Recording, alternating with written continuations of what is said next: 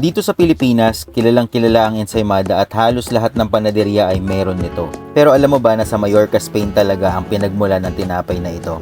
Galing ang pangalan nitong ensaymada sa salitang Espanyol na ensaymada na kaparehas din ng bigas, na ang ibig sabihin ay saim o mantika ng baboy. Ang tradisyonal na ensaymada sa Mallorca ay gawa sa harina, tubig, asukal, itlog at yung mantika ng baboy, na siyang nagbibigay sa tinapay ng kakaibang lambot at lasa.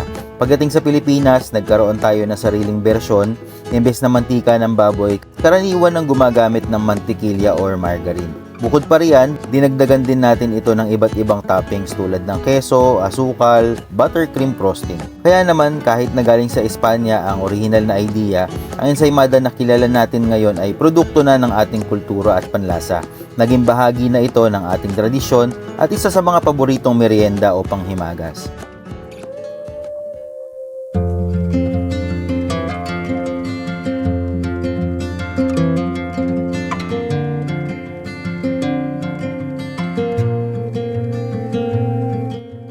Ang tinapay ay may mas malalim na kasaysayan na nag-uugnay sa ating kultura at panlasa, lalo na noong panahon ng pananakop ng mga Kastila. Bago pa man dumating ang mga Espanyol, meron ng mga tradisyonal na flatbread na gawa sa bigas at iba pang butil ang mga sinaunang Pilipino. Ngunit ang paggawa ng tinapay na may libadura at paggamit ng oven o pugon ay ipinakilala ng mga Kastila. Ang salitang panaderya ay hango sa salitang Kastila na pan o tinapay sa Tagalog at derya na tumutukoy sa lugar. Maraming uri ng tinapay ang dinala ng mga Kastila dito sa Pilipinas at ang Bulacan bilang isang makasaysayang probinsya ay isa sa mga unang tumanggap at natutong gumawa ng tinapay mula sa mga Kastila. Pero ang mga tinapay na ito ay hindi lang basta natutunan, binigyan din natin ito ng sariling pagkakakilanlan at panlasa na sumasalamin sa kulturang Bulacan. Narito naman ang ilan sa mga tinapay na inampon ng Bulacan mula sa mga Kastila: pandesal, monay, ensaymada, at empanada de Calisquis. Mula sa mga tinapay na ito, pupuntahan natin ang 4 na pinakamatatanda na panaderya sa Bulacan para makita kung paano natin binigyan ng sariling timpla at lasa ang mga minana nating tinapay mula sa mga Kastila.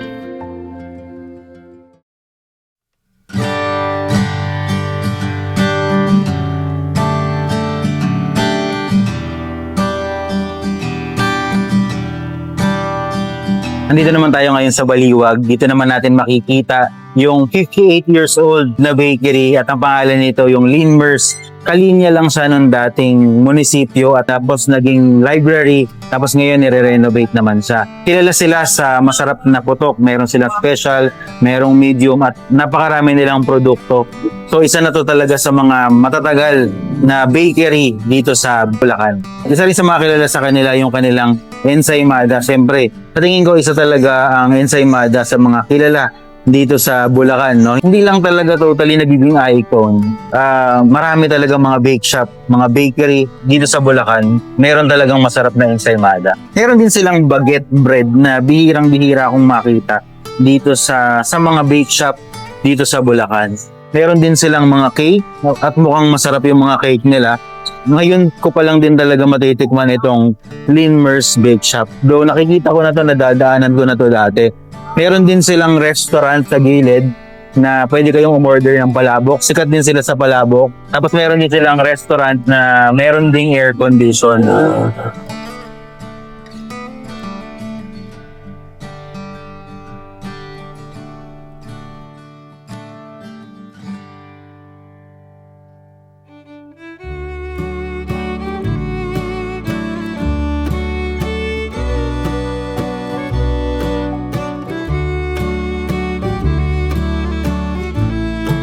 So, nandito na tayo sa pinaka-restaurant nila. Ito yung air-condition na parte ng kanilang restaurant. So, makikita nyo dito, more on cakes.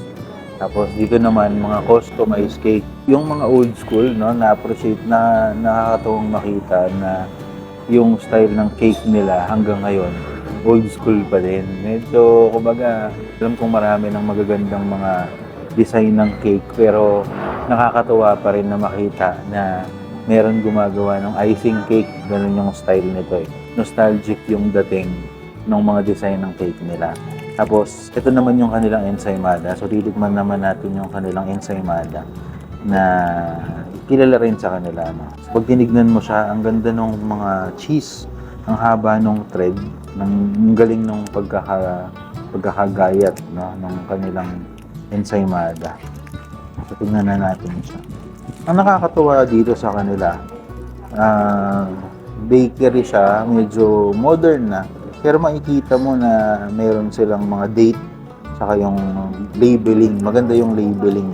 Para sa akin, sa point of view ng isang customer, maganda to kasi alam mo kung luma o bago yung kanilang produkto. Siyempre, dahil nilalagay nila yung date, for sure, laging bago yung tinapay nila. Actually, kanina, nakikita pa nga namin na kahit gantong oras na, gabi na mga 6:30 na pero nagre-refill pa rin sila na nagre-refill ng tinapay. Ibig sabihin, nauubos na meron silang bagong pinapasok na produkto.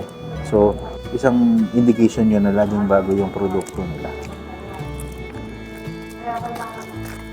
So, ito yung kanilang ensaymada. Ang ganda nung thread. Ang ganda nung thread ng kanilang cheese.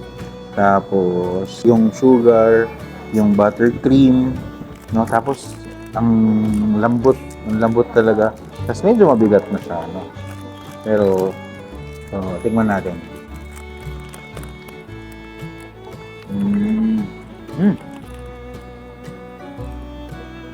Sarap ha? Sarap. Ano na to yun? Alam mo yung level niya para sa akin?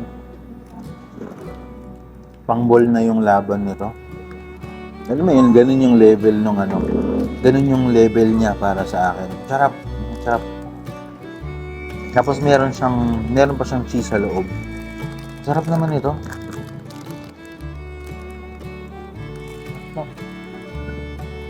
Ang linis ng lasa. Pag ginagat mo siya, ang lambot. Hindi ganun kakapal yung buttercream niya. Pero, yung parang alat nun and tamis ng sugar, pinapasarap niya yung mismong tinapay. Pero yung mismong tinapay, ang lambot niya. Tapos yung cheese niya sa loob din, nagdadagdag din ng additional flavor. Tapos yung cheese niya, bumabalanse dun sa tamis at alat. Ang sarap niya talaga.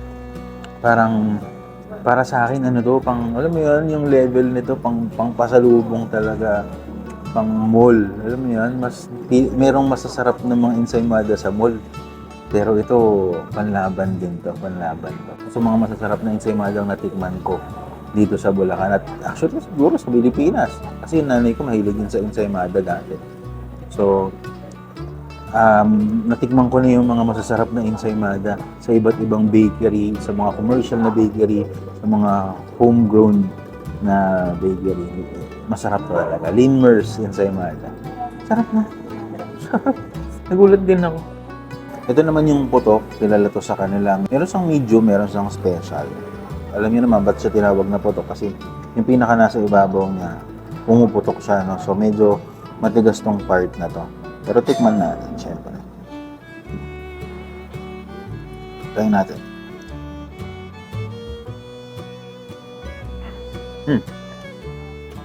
Bagay ito sa bagay ito sa pancit palabok nila. Oh. Manasa yung pinaka-tinapay niya. Siksik na siksik yung pinaka-dough. Hindi ganun katigas kasi normally yung mga putok, matigas yung pinaka-ibabaw tapos malambot yung loob. Ito, hindi totally crispy yung pinakalabas niya. Yung lasa niya, masarap na tinapay. So parang kahit hindi mo to lagyan ng palaman, masarap na siya. Hindi rin airy. Sa akin, okay yung dough niya. Okay siya sa akin.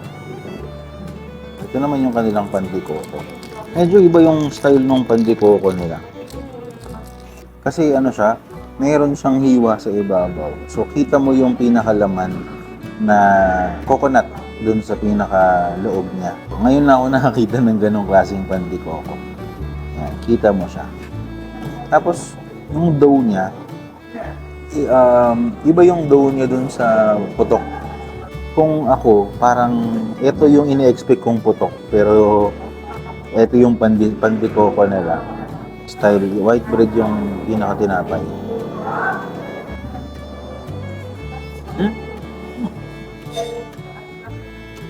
Hindi siya yung panigoko na matitigman mo normally sa mga pandesalan, sa mga bakery. Yung pinakalasa ng loob niya, para siyang makapuno. Ganun yung lasa niya. Malayo siya dun sa parang brown, yung brown sugar na nilagyan ng coconut. Ito talaga para siyang makapuno. So, ibang-iba talaga yung ano niya, yung lasa niya. Sa dami ng masasarap na tinapay at merienda sa Linmer's Bake Shop, nagpasya kaming gawan ito ng hiwalay na video. Sa ganung paraan, mas mabibigyan natin ng pansin ang usapan tungkol sa tinapay.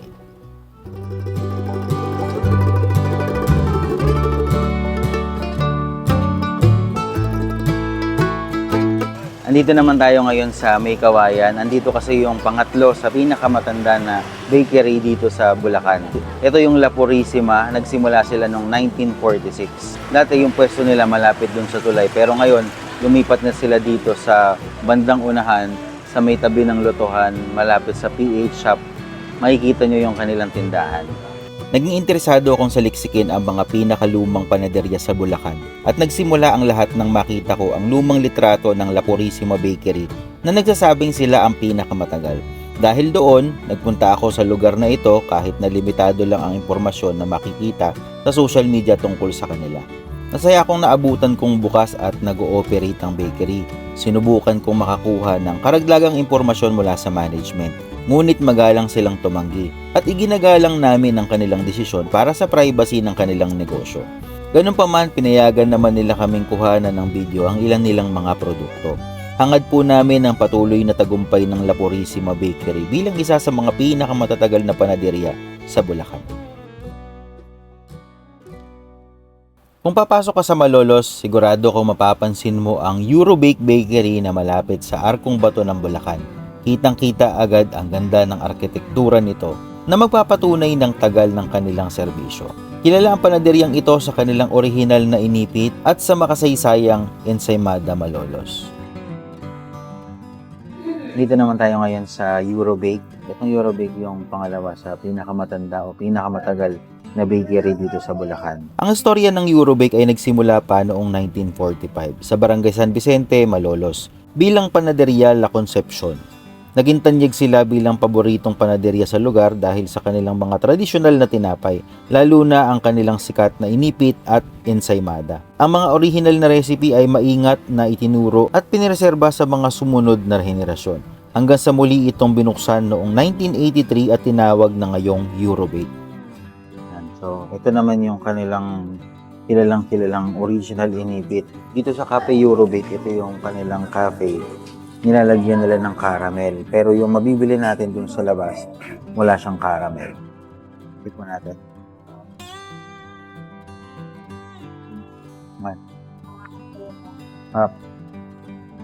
Kilala naman yung lasa nitong inipit. Masarap yung pinaka-custard niya sa gitna. Tapos, ang isang masarap din dito, pwede nyo isawsaw dito sa kanilang tsokolate, baterol, yung inyong inipit. Ayan.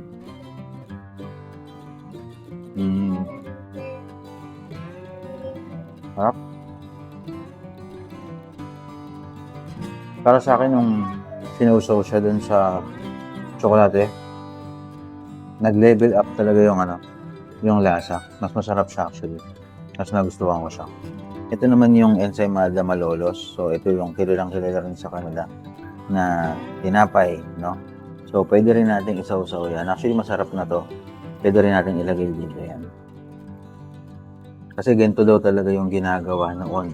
Yung sinasawsaw daw sa tsokolate. Yung mga ensaymada.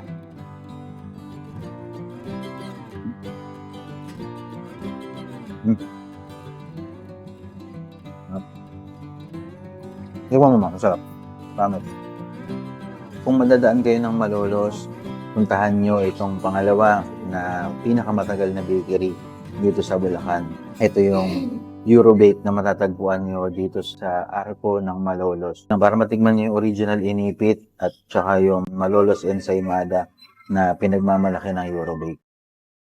Bago tayo magpatuloy sa video, mahalagang pansinin ang taon na ito. Ang 1944 ay nasa gitna at papatapos ng ikalawang digmaang pandaigdig.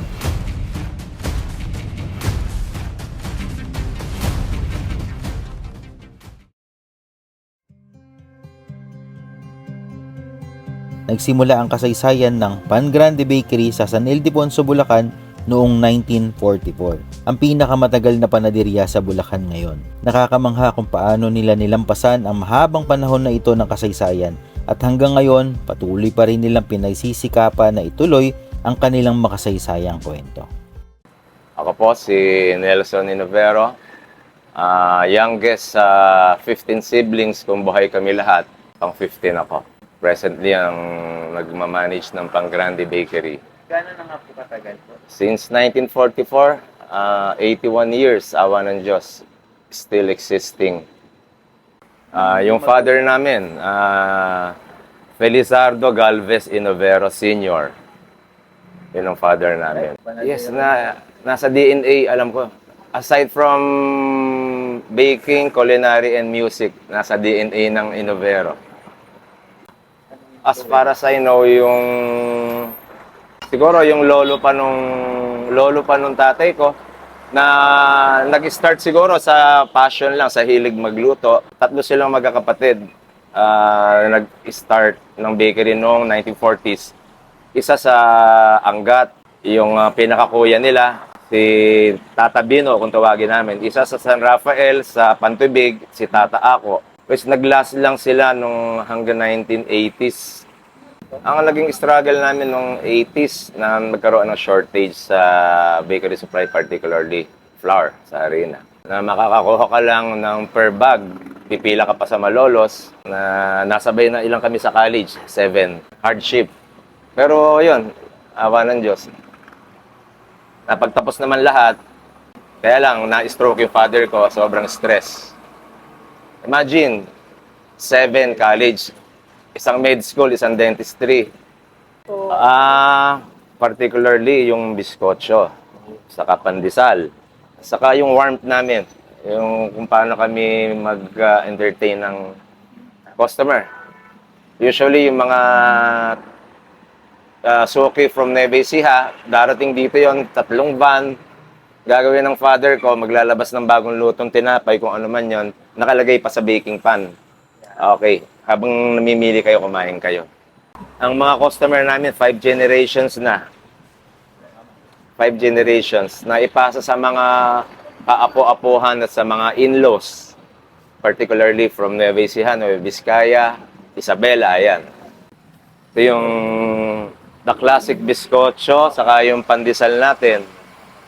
Biskotso, from the root word biscotti, means twice cooked. Ito yung pandesal na binabalik-balikan. Okay. This is pandesal sadya, means malambot. Okay.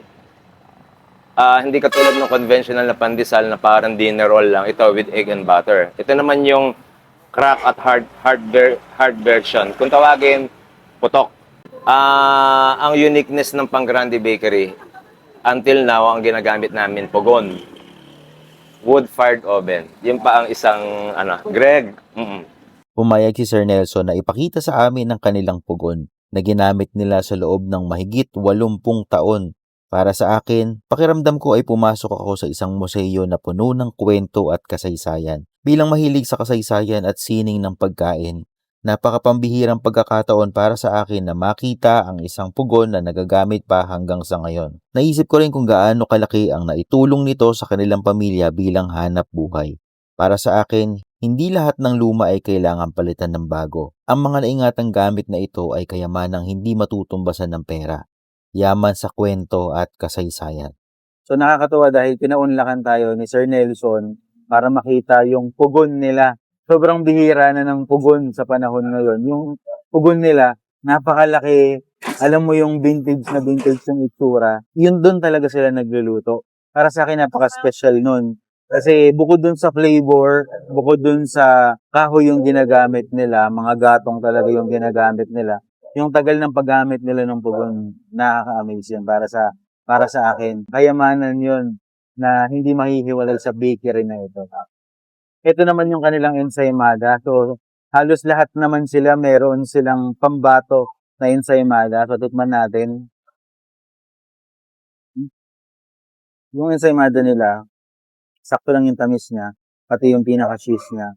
Meron din siyang pulang itlog. Yung mga lumang ensaymada talaga, laging meron siyang itlog na pula. No, ang lambot.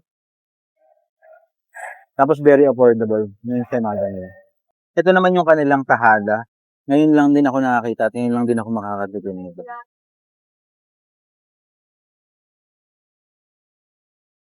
Mm. Parang sa pinaghalong pudding na parang meron siyang coconut. Para siyang may coconut, para siyang may pagkapandikoko. Masarap siya. Ang sarap. Gusto ko to. Ito yung ano, parang kakaiba siya. Parang hindi pa ako nakakatikim ng gantong tinapay. Tahada. Ito naman yung kanilang special pandesal. So, dilaw siya. Meron din silang pandesal na puti. Ito dilaw. Parang may butter or margarine. Lambot. Mabutter yung lasa niya. Parang siyang brioche. Ganun yung tingin kong timpla nito. Tingin ko milk yung gamit nila. Pure milk. Ito naman yung kanilang putok. No, ito yung isa sa mga special din nila. Ang lasa? Ang lasa niya parang kahit wala ka ng palaman dito. Tapos sausaw mo na lang sa tsaa or sa kape. Sarap. Ito yung burga or galletas. Ngayon lang din ako nakakita nito. Burga or galletas. Sabi ni Sir Nelson, usually daw sinasawsaw daw ito sa tsaa o sa kape. Ito daw yung mga original pang mga pagkain o ito yung mga original pang produkto nila simula noon. Bihira, parang wala pa nga. Ngayon nga lang ako nakakita nito. Para siyang biskwit.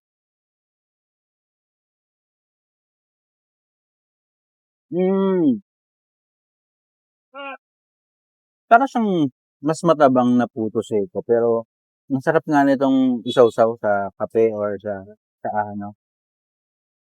Pwede itong ano, parang pang pika-pika or pang grazing table. Very old school yung timpla. Tapos very crispy. Okay na. Kahit hindi bakery, kahit yung mga lutong bahay, yung mga recipe ng mga matatanda, kung ano yung matutunan mo dito, i-restore mo, i-preserve mo. Ayun, para yung mga bagong generation, mga bagong sibol, matutunan nilang ma-appreciate. At siguradong ma-appreciate tulad nito yung tahada, bihira na, lalo sa mga millennials. Pero nung napatikman ng mga elders nila, nagustuhan na rin nila. Siyempre, proud. At the same time, dapat ingatan at huwag pabayaan ng panggrande. Kasi one of the few, pero lalo dito sa Bulacan, kami na yata yun. Kung magagawin kayo ng Bulacan, particularly San Ildefonso, nandito lang kami sa Poblacion Highway, right across South Star Drug and Pandayan Bookstore, Panggrande Bakery. Try nyo, hindi kayo madidisappoint lalo kung kayo ay mahilig sa tinapay na masarap. Para sa ating mga Pilipino, ang tinapay at panaderya ay bahagi na ng ating pang-araw-araw na buhay. Hindi na maiaalis sa ating kultura ang nakagawi ang pagkain ng tinapay. Kaya naman, mahalagang alamin ang pinagmulan at kasaysayan nito para mas maunawaan natin ang tunay na lasa at kwento sa likod ng bawat piraso. Dahil sa mahabang panahon ng pananakop ng mga Kastila, naiwan nila sa atin ang mga alaala at tradisyon na hanggang ngayon ay buhay pa rin. Babalikan natin ang mga kwentong ito, lalo na habang tinatangkilik natin ang mga tinapay na mula sa mga panaderyang minana natin sa nakaraan.